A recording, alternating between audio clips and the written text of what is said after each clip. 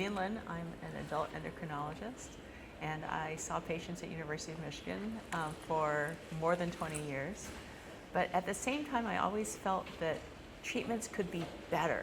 So at the same time, I've done clinical research, and since 2016, I've worked on clinical studies for classic CAH. Since 2021, I've been at Neurocrine and was able to conduct the phase 3 studies with Crinecerfont in classic CAH.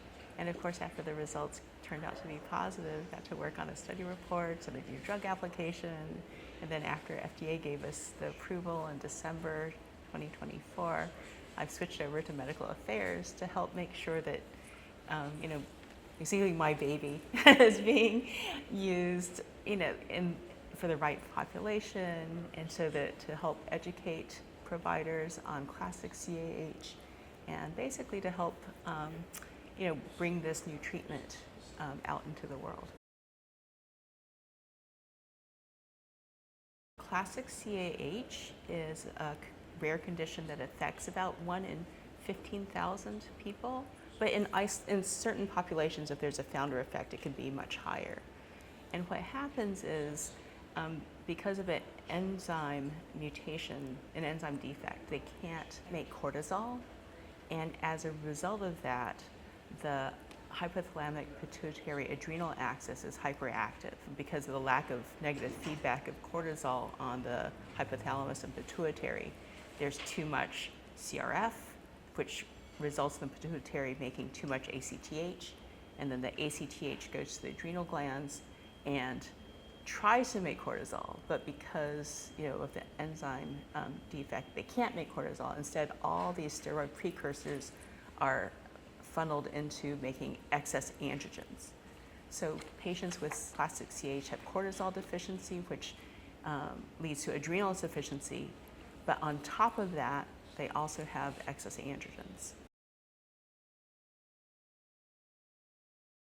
Well, fortunately, classic CAH is now part of newborn screening, so a lot of patients are now caught in the newborn screening process, and that's really terrific because before that, it was often the case that if they weren't detected, then they could present within the first week or so of life with very low blood pressure and dehydration, and the infant mortality back then was could be pretty high. But fortunately, since 2009 in the US, we've had universal newborn screening for classic CAH, so we captured, fortunately, the vast majority of patients. Basically, you have to replace the cortisol to treat the underlying adrenal insufficiency. And then what's unique about CAH is that not only do you have to give enough to replace that missing cortisol, but then you also have to give supraphysiologic amounts to adequately suppress the excess ACTH and androgen levels. And then in addition to that, a lot of patients aren't able to make enough aldosterone, which is the hormone that regulates salt and water balance. So a lot of patients also have to take fludrocortisone to provide that mineralocorticoid supplementation. And then especially the younger patients also need salt supplements to help with the salt and water balance. That's a moving target, and it depends on your life stage. So when you're a growing person, it's really important to maximize growth. So there's a few aspects of CAH that traditionally led to people having very reduced height, and one of them is that the androgens cause early puberty. So you can imagine going into puberty at age 4, for example, and that can initially cause you to shoot up above your peers, but then you stop growing far earlier, and then people without CAHs keep growing. So back in the day, you could, or even nowadays, if the person doesn't take enough glucocorticoid, they can end up 5 feet tall, which can be socially difficult. for people. Then moving through the life stages, you might want to suppress the androgens to maximize fertility, for example, because if your androgens are too high, for a man, your hypothalamic pituitary gonadal axis doesn't work right, and so you can have issues with infertility or subfertility as a man. For women, of course, the menstrual cycle is very complicated, and so if you have elevated adrenal hormones, then the menstrual cycle doesn't progress normally, and so you can have subfertility as a woman. But then as you get older, you might be more concerned about the long-term cardiometabolic effects, right? So as a 30-year-old man, you might start to worry about your risk of heart disease, getting diabetes. It's been found that men with CAH, because of the high-dose lifelong steroids, have increased fracture risk, and so normally you don't worry about osteoporosis in men, at least not in 30-year-olds, but in men with CAH, you do have to worry about that. So we hope that with Crinecerfont, if we can lower the glucocorticoids to a more physiologic level, we hope to change the trajectory of disease so that people can stay healthier longer and then achieve whatever life goals they have, at whatever stage of life they're in. The main issue, I think, with the classic CAH is that excess glucocorticoid that you have to give, so above the physiologic replacement amount. Because we all know from so many different lines of research that excess glucocorticoids can lead to adverse effects on bone, on cardiometabolic health, and part of that is this weight gain. And so people with classic CAH, with the treatments that we've had up till now, since they need supraphysiologic glucocorticoids lifelong, often suffer from things like early osteoporosis, obesity, and all the metabolic effects like insulin resistance and diabetes and so on.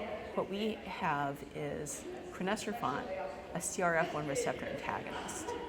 And by blocking CRF1 receptors in the pituitary, we decrease ACTH, which then will lead to decreased adrenal androgen production. So that can simplify CAH treatment for the provider, because if Crinecerfont can control the ACTH and androgens for you, it becomes very much like the treatment for primary adrenal insufficiency, which a lot of providers are familiar with. And so if the provider just has a focus on the cortisol replacement, that's much simpler than this complex balance that they had to deal with before Crinecerfont was available. We had CAHtalyst adult and CAHtalyst pediatric, and actually the results were very similar across the two studies. So together, it was like 285 patients with classic CAH. And at this conference, we are showing the one-year data from both those studies. In the first 6 months of both studies, it was placebo-controlled, and then after 6 months, everybody got to be on Crinecerfont through 1 year. And in the results that we saw that we're showing this year, not only did we have glucocorticoid reduction that was sustained through 1 year, but we also saw changes in the clinical endpoints that are important to patients and physicians, such as weight and insulin resistance. So we were really excited to see that, with the durability of the glucocorticoid reduction, we saw that there were reductions in weight in the adult patients. We saw reductions in BMI standard deviation score in the pediatric patients. Of course, kids are expected to grow, so it can't just be weight reduction. You have to, account for their expected growth with BMI standard deviation score. But it was very consistent in that in overweight, obese, both adult and pediatric patients, we saw clinically significant weight or BMI SDS reduction. that was greater with Crinecerfont than placebo.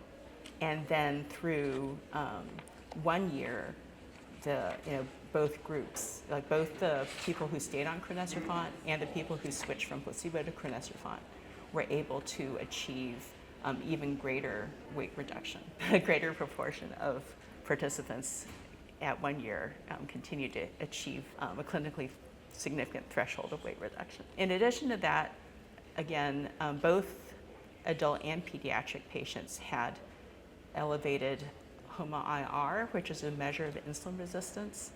And then similarly, there were greater reductions in HOMA-IR in Crinecerfont than placebo.